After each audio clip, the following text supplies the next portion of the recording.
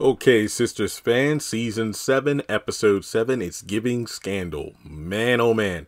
This episode, there was so much going on. I have a messy page in front of me because I have a full page of notes, and I even had to like scribble at the top for the last two scenes because it was that action-packed full of content. So I don't want to make it seem like I'm just handing these out, but I have to give this episode a 10 out of 10. Last week, I was hesitant to do so. I was like, okay, an 8. But then the voiceover scene with Danny at the end and the montage, it made me bolster the score up to a 10. But this week's episode all round was just fast paced. There was a lot going on. And I got to be honest here. The part of the 10 is technically invalid because the promo for next week, that end credit promo at the end of the episode, the hype was real. So it's hard to really talk about the promo with the twin stuff and not talk about the final scene with Karen over at Zach and Fatima's being disrespectful. So you could say, I mean, honestly, nobody on the live stream debated with me. They said 10 out of 10. So this is what? Is this my third 10 out of 10 this season? And it's only been 7 episodes? Folks, this could indeed be the best season, just my opinion. So again, season 7, episode 7 is giving scandal. Make sure you take a moment to hit the thumbs up button to show you like the video. Hit subscribe as we get closer to 300,000 subscribers. Hit the notification bell. That way you are up to date whenever I post content or go live. And follow me on social media. Links are in the description below. Thankfully, the live stream did hold out for like 30 minutes last night before it started buffering. Folks, don't know what the issue is. Like I said, until I move, hopefully in a couple of months, I'll have better internet. And then hopefully we won't have to deal with the buffering and stuff. So I might do a live stream tomorrow or over the weekend. I'll try to do another live stream before the next episode because I still feel like there's other things to discuss. But let's get into this episode. So Mr. Steal Your Girl, Gary. This man finishes his kiss with some tongue, apparently, to Tamara, and she is like shaking. They take a moment to collect themselves, and they overhear Hayden saying, "Yo, Gary." So then by the time he gets into the, dining area, he's like, "Everything cool?" And Tamara's like, yeah, we're fine. And he's basically thinking about, okay, there got to be a way to, upstage your girl at work. And that's when Gary just, talks about, the plan to bring in an A-list client. So while the boys are talking, Tamara, still flustered over that kiss, decides, I'll take these plates into the kitchen. And Hayden's all, oh, man, baby, I love it when you act so domesticated. So, after she leaves, Hayden's like, oh, man, I want to take this girl to Maui and everything. And Gary's like, slow your roll, man. Remember, she left you. She was a plant. You need to make it where she needs to work to earn your trust back because you know what they say. Once mistrust comes to the picture, love and sex go out the door and somebody else is going to get it. You're right, man. Thanks for looking out. Yeah. So also back to the client thing. Gary mentions how you need to get an A-list client right now because, yeah, you got a good record with the law firm, but with all the chaos and craziness going on and they need a new partner, you need to make a big splash right now by getting a big client. That way you increase your chances to be the next partner. And we see how things play out in the next episode when Mrs. Willis comes into the picture. So when we move to the next scene after, I believe this is after the theme song, Penelope and Gary have left and Tamara, is cleaning the table. Hayden just finished the dishes.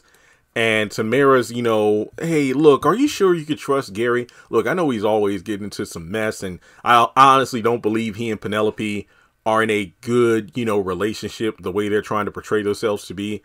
But he's cool. We're going to end up making this song partner because he's been like this since college, always getting into some mess. A lot of people have been giving the writers flack because, like, they haven't watched the previous season. Since when are Hayden and Gary, so familiar? They've known each other since college. I mean, yeah, the continuity there is kind of wonky because me, I always point out when things don't add up because what was it in episode 2 when Gary's talking when Hayden is talking to Andy about Gary, he makes a point to Andy, that ain't my boy, we ain't cool like that. Look, we just business partners from time to time, but the other shady stuff he's getting into, I have no idea about that. And yeah, I'm just, no, it makes no sense. It really doesn't. But to be honest, and look, this isn't me constantly giving passes to the new writers compared to Tyler, but we've seen Tyler make graver mistakes in continuity. So I'm just gonna, it is what it is. There have been far less or far more, head scratching continuity issues in Hayden and Gary's history. So I'll leave it at that. But then when these two get intimate, because I think like Hayden picks Tamara up, puts her on the table and starts, going at it. She's thinking about Gary. Ruh-roh. So we go over to Rich and Sabrina at a restaurant for a birthday dinner. And, he talks about how Sabrina means a lot to him. And his gift to her is a charm bracelet. And, she really likes it. But, oh, man, she's concerned because she kills the mood.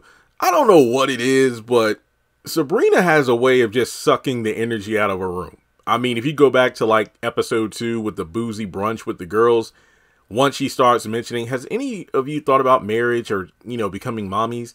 And then Danny's like, oh, here you go. Well, like, what'd you do that for? Because we're having a good time. And then you just say this weird thing and it's just like throws off the entire dynamic, the whole vibe of, man, just don't. No, just come on now. Sabrina, just stop. So she's talking about how tomorrow's her fertility consultation. I hope I said that right. And she feels so alone in this. Folks, I've said this time and time again. It is Sabrina's choice, but to me, it really does feel like she's trying to pressure this man into having a kid. So it's like, well, look, even though I don't want to have kids, like, don't think I won't be there for you in terms of, being by your side through this process. And he even vouches for her freezing her eggs because it's a good move because you want to become a mom. But she's so uncertain about the situation and then asks the questions of, but if I decide to have this baby by myself, are you going to leave? And then a waiter comes out of nowhere with, I ain't going to be, I'm just going to be honest here. I've been to restaurants before and, on my birthday and have gotten stuff, like free ice cream or something like that. But something tells me that a birthday, customer would get a little bit more than a rinky-dink cupcake with a candle in it. I'm talking about one of those little smaller than your hand, the palm of your hand cupcakes that, like when your kid or, something is like, hey, we have a party at school. Can you bring some cookies or cupcakes? And you go to like Walmart or Food Line and get that little plastic container that has like, I don't know, a dozen or 16 of those mini cupcakes. I'm just looking like, bro, this looks like a decent restaurant. I'm pretty sure she would have gotten a bigger cupcake than that. I don't know, like a slice of cake or, a sundae or something. I was just looking at little things like, and how old are you today? Oh, never mind. That really doesn't matter. And then he just walks off. That was just so awkward. I don't know what killed the vibe more. Sabrina with the baby talk or the waiter and that pitiful ass cupcake. I'm sorry. Look, I'm sorry to just go in on this poor man. He's doing his job, but I'm just saying, like, I think a customer would get a little bit more than that small cupcake. I mean, go back to episode 1 of the series. The opening scene is Gary coming out of the bathroom after taking a shower or something, getting ready to leave. And it's Andy's birthday, and I also believe that day marks 6 months of their relationship. And he gave her a normal sized cupcake for her birthday, a big cupcake. And then Sabrina, okay, I'm done. I'm sorry. I spent too much time talking about my bad. I was just saying, I was kind of in my feelings about that. The next day. So, Andy comes into work. We got the secretary checking in. Hey, are you okay? Yeah, I'm fine. Good morning to you too. And then Hayden rolls up. How you doing, Andy? Oh, I'm doing fine. Better now that I'm ignoring you and walking to my office. Everybody's just kind of looking like, ooh. And then Andy's like, what's going on here? So then Fatima rolls in and then tells her about the situation with Jordan and these allegations with an underage girl. And it's crazy because when Fatima asked about Jordan, yeah, his opponent just bowed out because there was too much drama with his secret being exposed. And now it looks like Jordan's going through the same thing, because Fatima asked, like, wait, what's going on? Like, how much do you know about this guy? Look, we've dated for 4 years, and his PR team said he had a clean slate, a clean past. There's like nothing that indicated him, you know, being into younger girls. Like, you know, what is he? Does he act strange? Is there any signs? I mean, a lot of us feel like the awkward chemistry between the two should have been a sign, but that's just because the character got recasted. So there's really not much you could do about that. But it turns out the reason that Andy was ignorant to the news was that she spent the night at Jordan's, left her phone there, but didn't turn around on her way to work to get it because apparently Jordan wanted to have a conversation with Andy about love.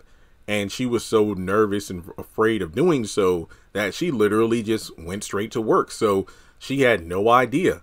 And it's kind of funny when you think about it, because think about how normal it is for most people, myself included, when we wake up in the morning, rather than getting up to go to the restroom to, like, you know, wash your face, brush your teeth or whatever, the first thing we do is grab our phone, open it up, check notifications, and then eventually you get out of bed. So for Andy, you know, to just rush out of there, it makes sense with her character, because she's literally, you know, like that when she doesn't want to have a conversation. But all the girls are like that, to be honest. So I will say the continuity here is pretty good, because last week a lot of people were wondering, like, what was up with Andy? Because her canceling on Jordan, it made sense because you could tell that Hayden got under her skin. I think she had just told Fatima, hey, well, I'm about to have, you know, dinner with my man. So then she was on her way out. Hayden stopped her and said something slick. Well, like, you're going to go stand by some man in front of the paparazzi on the stage, and I'm going to be here doing some real work. And then that's when she called Jordan to cancel, saying, you know what, I got, you know, some work to do. And Jordan's like, I love you. And then Andy said, okay, talk to you later. And it's like, wait, why didn't she say I love you back? This is why she hasn't said that to Jordan yet. And my thing is, like, it's kind of weird because during the affair with Gary, I wouldn't be shocked if she said I loved you to him within weeks, if not days after they started hooking up, because Gary's that, you know, again, he got Riz. But then Fatima tells her, look, you know what, you need to lock in, you got this case to do, so go ahead, focus on work, because there's no reason to panic about this, because there's nothing you can do. So from there we go over to the salon, and this is where things get wonky, because even though we see the passage of time in this show, since it doesn't seem like we have like 10 episodes in the same day, no, it seems like each episode we cover at least a couple of days. It does feel like, even though things seem to flow where it's one day at a time, I think it's implied that multiple days pass rather than one by one by one. Because the salon, for whatever reason, there are barely any customers. Which is weird to me, because Karen's shop has been open for a couple of days, but in reality, it may have been over a week at this point. Karen comes in, you know, chewing out Pam for not working. It's like, look, you're doing your whole social media thing and whatnot on my time, and I'm happy for you, but, you know, it's intruding on your work. It's like, what work, Karen? It's like, it's kind of slow. We barely got any customers, and that's about it. And I'm thinking, like, but wasn't she telling her mom about how we're getting new clients every day? Now, keep in mind, though, I understand women, they don't get their hair done every day. So if you get, it's like, you know, men in a barbershop, we go every couple of weeks, but women, you know, they tend to go more frequently, depending on different factors. But for her business to just get to the point of being so slow after only being open for a few days, that's not a good sign.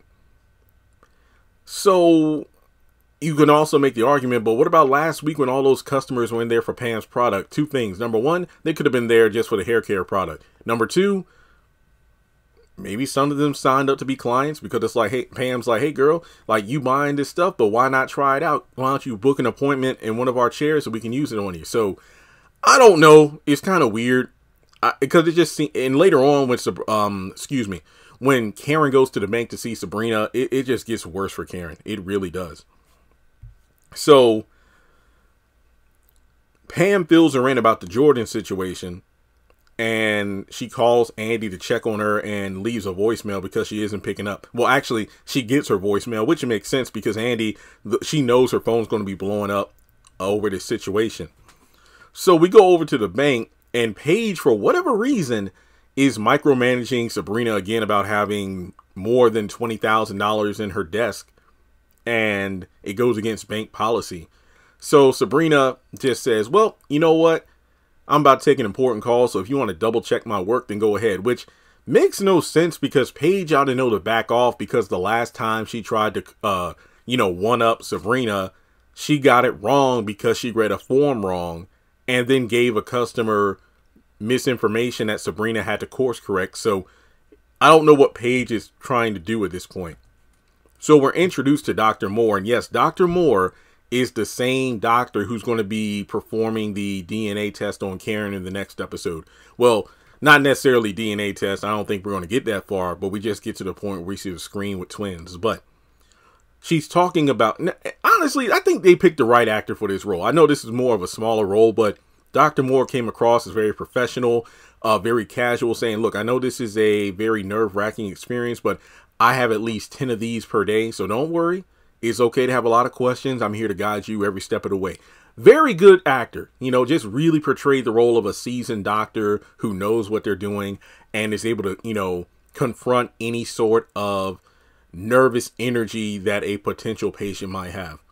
So they talk about the fact, well, if you're with someone who, doesn't want kids, you have yourself listed as single. Even though you're dating someone who doesn't want kids, you're going to need sperm. So basically, it's going to be eggs, embryos with a side of sperm. You want any diapers with that? I'm just kidding.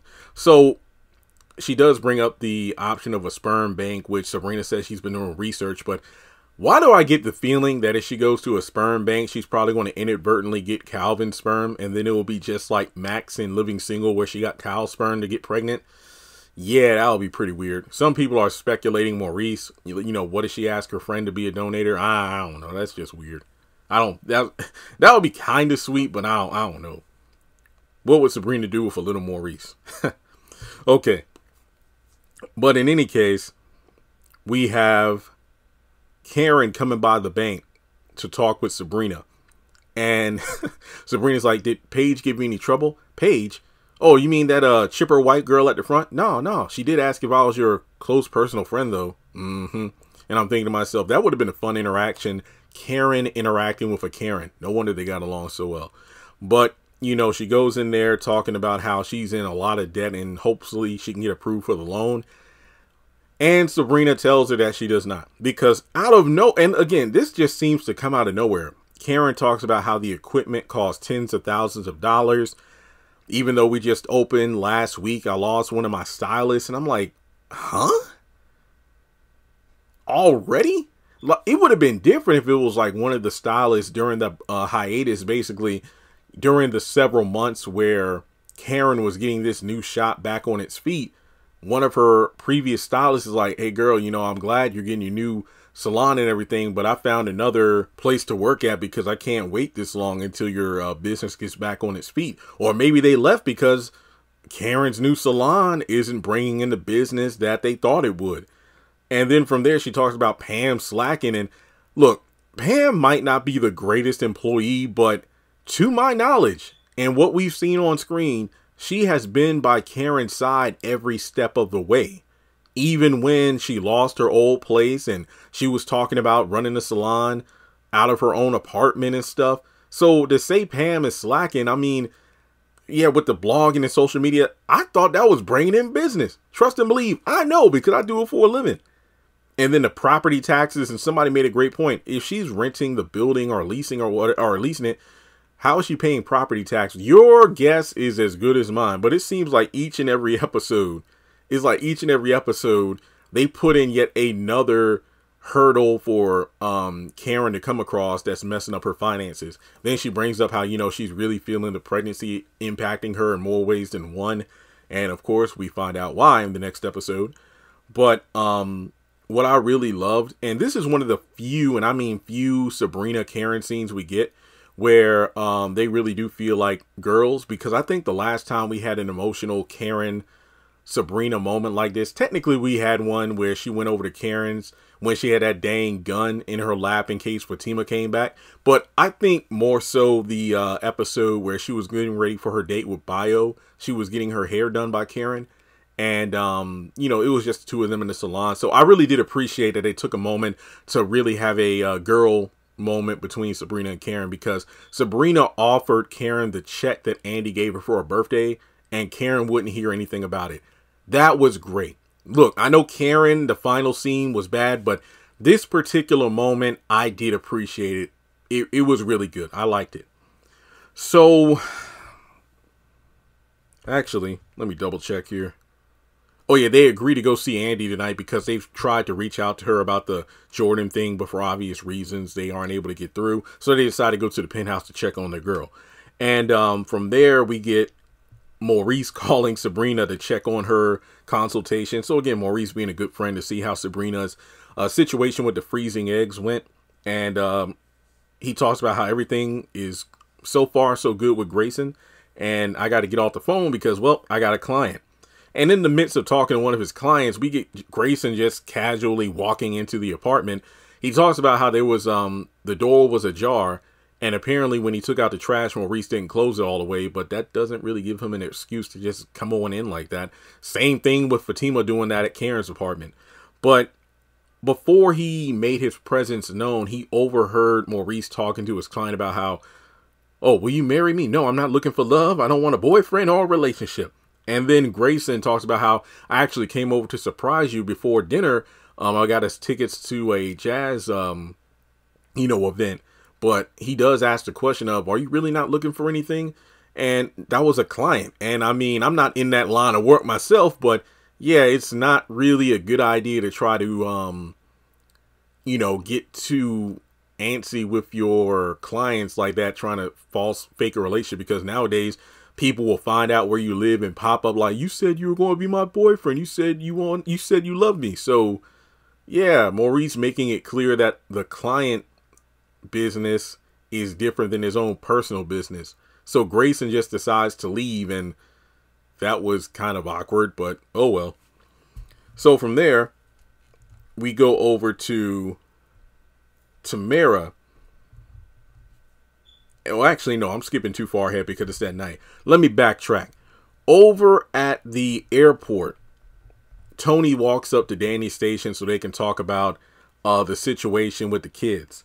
And Tony just says straight up, like, look, you knew what this was when you signed up for it. So either you deal with it or you leave. And all the while, there's a long line of customers waiting for Danny's help. And I'm thinking like, bro, you're one of the top dogs at the airport. Don't you think you ought to settle this at a different time? But Danny was coming across as very unreasonable and selfish, because Tony's like, look, yeah, I have 2 kids and they stay with their mom, but she's also ex-military and she got called back into active duty. So I needed to step up because the kids needed to stay with me while their mom was over there defending the country.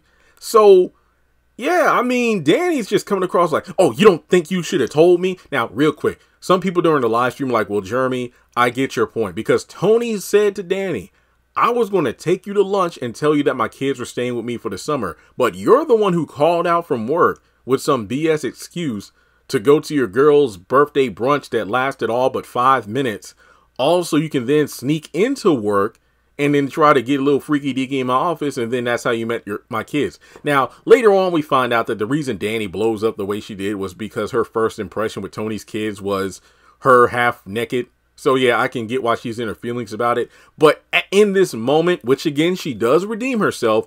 In this moment, she came across as very insufferable, because it's almost like if you're a Dragon Ball fan, Chi-Chi not wanting Goku or Gohan to go fight and protect this planet. It's like, Gohan needs to go to college, but if nobody protects the planet and it blows up, there will be no college for Gohan to go to. So shut up. So yeah, it just seemed really insensitive for her to feel like she's been betrayed. You know what? You should have told me. And going back to what I said before, some people were like, well, Jeremy, I think that Tony had enough time, because when someone is called back into active duty and whatnot, they would be informed in advance so they can get their affairs in order before they go. So Tony definitely knew before the kids showed up. Well, that's true in real life. Because remember, Miss Lisa, when she was in season 5 and Karen was trying to get rid of her because she was too insufferable, aka her mom wouldn't let her go anywhere or do anything. Basically, her mom being around prevented her from popping up on Karen and Zach. I mean, Fatima and Zach and just starting shit. No, her mom kept her in line. That's why she felt so bent out of shape. And she had only been on lockdown for like 36 hours. So at the salon, she told Andy and the girls like, hey, can you tell my mom that you all are going to watch after me and whatnot? Because I can't stand my mom. So her mom gets a text message from her job at like the, I forgot what it's called. It was like a military office. And then it's like, oh, babe, that's work. I actually got to go back. They need me. And I'm like, yeah, she was on call, like right there on the spot. So in Tyler Perry land, where things don't really line up with reality all that much, I'm pretty sure that Tony's ex-wife probably got a random call and there was barely any time to get things settled because guess what?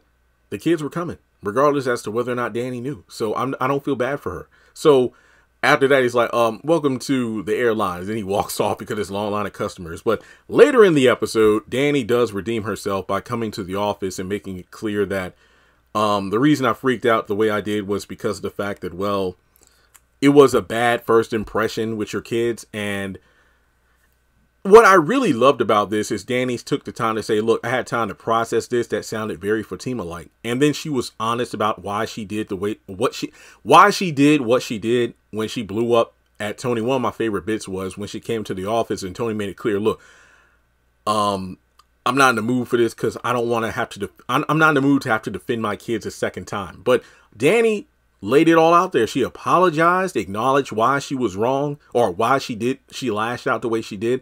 And those are your kids. It's just that I made a bad first impression and I want to support you, you know, no matter what. Even though I didn't think I would get to meet your kids for like another 2 decades or whatever. But I just love the fact that Danny was a better Fatima than Fatima in this moment. What do I mean by that? How many times has Fatima, well, when did she start doing this bullshit? Was it like season 4, season 5? When she started the whole, I need to process things. And then from there, Zach would be unable to communicate the way he felt about things because Fatima wanted shit done in the moment she wanted to talk about it. But when Zach wanted to talk about something, Fatima would have to put it on the back burner until she felt ready to talk about it. But no, in the same episode, well, in the same day, Danny blew up at Tony, but then went to atone for it and make things right. Fatima rarely, if ever, apologized to Zach. So yeah, and Danny got one up on Fatima in one episode. Can you believe that? Can you believe that? So in any case, the girls, they meet up with Andy at the apartment. Also, yeah, Tamara looking good in that teal outfit. She gets a phone call from Gary who starts buttering her up saying like, you know, when Hayden's inside of you tonight, think about me doing the same thing, but bigger. And then Hayden comes out and they get intimate and they actually, I love how the writers did this earlier in the episode when she's on the table getting intimate with Hayden. We actually have the same scene playing out, but it's Gary instead. And I'm like, oh, wow, she's really on this dude. So, poor Hayden. Poor Hayden. So the girls are talking with Andy about the Jordan situation. Danny just asked the $1 million question. Like, look, we came over here. So what are you going to do about Jordan? And then Sabrina tries to like, Danny, no, we came over here for this to see how you were because this is a lot. We're not going to sugarcoat this. This is bad. What are you going to do? And my favorite part is that Karen, I actually like Karen in this scene. Yes, I know the final scene is really jacked up, but this scene, she says, look, why don't you hear Jordan out? These are just allegations. He said that, you said that actually I skipped the scene because they met up earlier in the parking lot. Oh yeah, that's because I had a lot to say about Andy and Jordan and I'll get to that. But basically hear him out. And then Danny's like, you know what? Fatima said the same thing. Guess what? You and Fatima are on the same wavelength, Karen. And then the conversation shifts over to Sabrina about the eggs and whatnot. And Karen supports that too. And the sperm bank thing. And even though Danny makes a good call, it's not like she's trying to be, you know, messy, but she makes a good call about how, you know, those sperm clinics, how do you know you're going to get a good, you know, candidate as opposed to like some crazy nut job or something. And yeah, even though Andy and Karen vouch for the sperm donor, Danny's like, well, let me see the choices you have, and then I'll support it. But guess, don't worry, girl.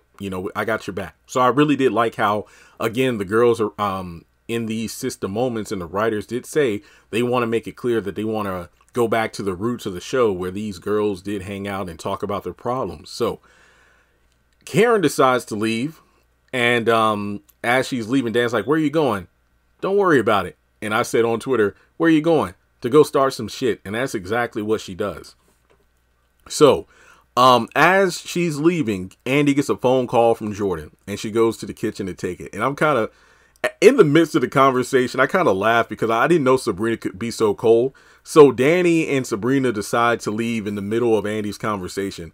And Sabrina's like, wait, we're going to leave her with the dishes? Yeah, girl, we're going to get up out of here. It's like, ooh. And then Sabrina goes, yeah, the cops might show up. We don't need to be here. I said, wow, Sabrina, that was cold.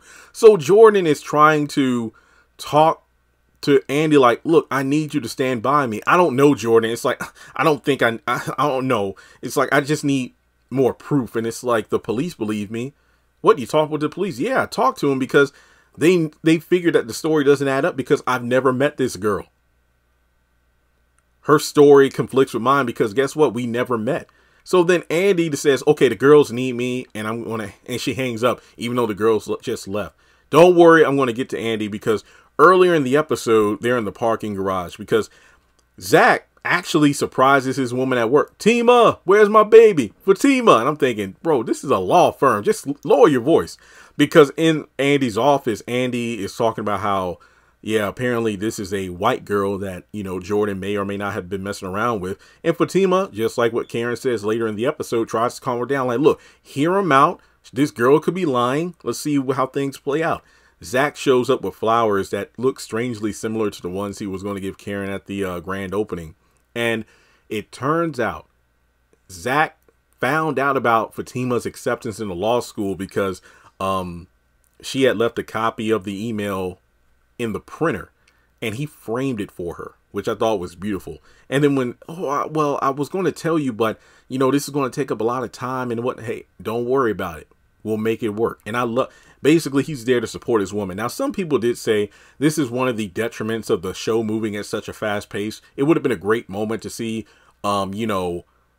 Zach walking around the house and then finding the letter and whatnot. And even though we wouldn't have to see him frame it and whatnot, just seeing him look shocked at this acceptance letter could have been such a good cliffhanger of an episode or a scene. And then later when he pops up at the job, it would have been that more impactful. I understand that.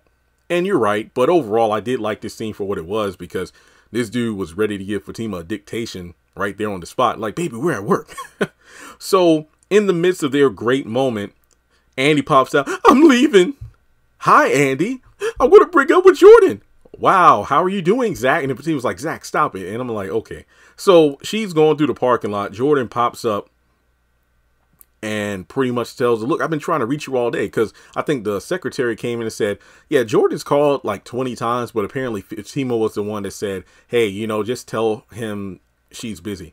So Jordan tries to explain himself, but Andy isn't hearing it because the stares, the gossip, because she talks about how she's embarrassed at her job. And I'm like, this is some BS because she was ready to break up with Jordan over some allegations, all because of her career. Look, these allegations are serious. I am not trying to underplay that at all. But it's just weird to me that she was going to go break up with Jordan before she ever even had a chance before he ever even had a chance to talk to her about everything, to talk about his side of the story. She's automatically coming to the conclusion that my career outweighs our relationship. Yeah, it's only been 4 months. Yeah, she's never said I love him. But when you think about all the shit Gary put Andy through, messing around with her despite being married, his ex-wife threatening to ruin her career by suing the law firm, her threat leading to Andy being suspended from her job, the government stepping in to arrest Gary at the end of season 1, which froze all of Andy's assets, him being drunk and bruising her ribs. Folks, that's only 6 things off the top of my head. And we know for a fact there is such a long list of other offenses that Gary has done that has put Andy's life, when Jasmine had the gun, getting beaten up in the parking garage, and, her career in the crapper.